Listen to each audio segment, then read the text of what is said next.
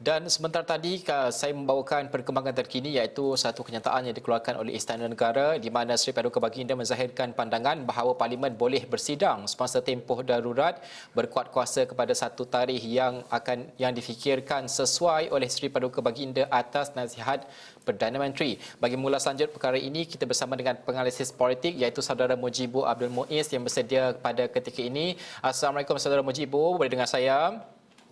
Waalaikumsalam Najib, boleh dengar? Saudara Mujibu, reaksi segera apabila kenyataan dan juga titah ini dikeluarkan oleh Seri Paduka Baginda. Bagaimana untuk kita memahami bahawa ini mungkin menjawab segala persoalan, mungkin juga desakan oleh ahli-ahli parlimen sebelum ini yang menuntut bahawa parlimen itu dibuka dengan perbandingan dilakukan sesi persekolahan sebagai contoh. Jika sekolah boleh dibuka pada satu tarikh, mengapa tidak parlimen? Kali ini sudah pun dikeluarkan titahnya oleh Seri Paduka Baginda. Reaksi segera, Saudara Mujibu. Ya, sudah tentu kita menyambut baiklah atas kita ke bawah duli bagi memperkenan untuk mempertimbangkan sidang kembali dibuka, dan sudah tentulah dalam konteks sekarang kita tahu bahawa ordinan darurat boleh mengatasi perkara-perkara di dalam perlembagaan seperti perkara 150 dan juga kita kata persidangan parlimen sendiri ya. Jadi bila dibenarkan ya, seperti mana yang Najib kata, kalau sekolah boleh buka ataupun lebih teruk lagi pasar malam pun boleh buka tapi parlimen tidak bersidang berkali, itu sesuatu yang tidak boleh diterima akal lah.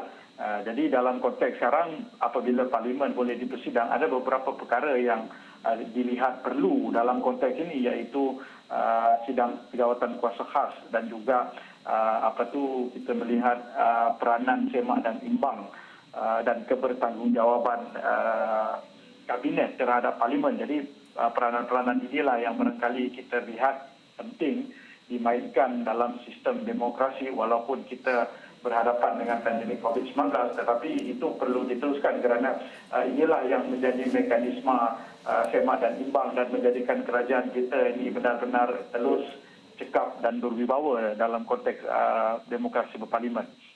Apa yang boleh kita baca, Saudara Mujibu, kerana sebelum pengumuman proklamasi darurat tempoh hari, kita melihat bahawa dua ahli parlimen yang berada di blok Perikatan Nasional itu menarik sokongan terhadap Perikatan Nasional sendiri. Ini menggambarkan kurangnya majoriti di pihak kerajaan. Sekiranya parlimen ini dibuka, ini mungkin akan menterjemahkan kepada angka sebenar dan juga realiti sebenar sokongan kepada Barisan Nasional sekiranya satu undian itu dilakukan dan sebagainya. Bagaimana untuk kita membaca dinamik politik selepas parlimen boleh bersidang nanti?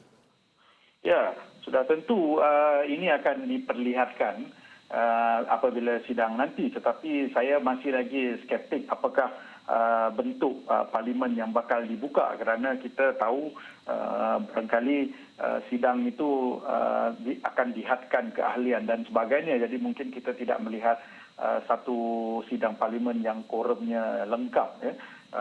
Tetapi jelas mungkin ya, kalau sidang parlimen kembali dibuka, maka antara kerisauan adalah isu-isu politik terutamanya dalam konteks majoriti itu akan kembali dipersoalkan ya, walaupun barangkali niat parlimen itu dibuka bagi memudahkan kita kata perjalanan proses semak dan imbang dan sebagainya yang dilihat lebih perlu dalam konteks kebertanggungjawaban dan juga sudah tentu bagi memudahkan urusan-urusan kerajaan meluluskan perundangan dan sebagainya. Tetapi ialah dalam konteks demokrasi berparlimen juga hal yang berkaitan dengan majoriti ini perlu diselesaikan kerana ia adalah asas dan juga game, rule of the game di dalam konteks demokrasi berparlimen. Jadi kita tidak boleh mengedepikan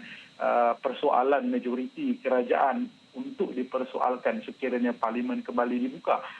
Dan sudah tentulah bukan saja ahli parlimen mahu menyelesaikan ini, tetapi kita juga rakyat juga mahu melihat ini boleh diselesaikan dengan cepat dan dengan baik sekiranya memerlukan penyelesaian di parlimen ataupun barangkali mungkin membawa kepada pilihan raya umum yang baru. Jadi inilah persoalan-persoalan yang mungkin kita lihat selepas parlimen dibenarkan bersidang kelak. Okey, terima kasih Saudara Mujibur kerana bersama dengan kami pada jam ini.